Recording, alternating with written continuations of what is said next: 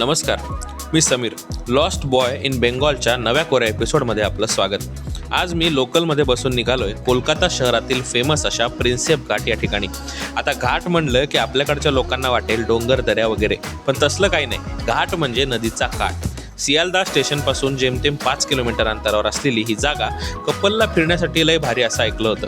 पण मी मात्र एकटाच गेलेलो बरं का. हा घ्या पुरावा, उगाच चर्चेला उदाहरण नको. हे बघा, चालत चालत पहिले आलो बाबू घाटला. इथं ना गंगा मातेचं हे छोटंसं असं छान मंदिर आहे आणि रोज रात्री इथं गंगेची मोठी आरती देखील होते. पण मी जरा लवकर गेलेलो म्हणून मला आरतीपर्यंत थांबता आलं नाही. पुढच्या वेळी आरती बघायला सेपरेट येईन.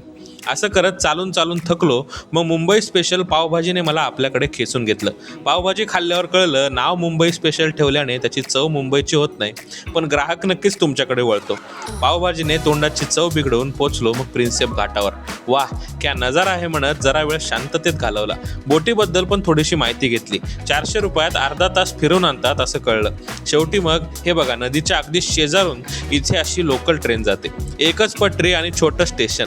मी इकडे तिकडे जरा हिंडलो आणि आता घरचा रस्ता धराव म्हटलं. जाताना प्रिन्सेप घाट स्टेशनवरूनच लोकल जाते असं कळलं. मग लोकलचं तिकीट घेतलं आणि ट्रेनची वाट बघत होतो.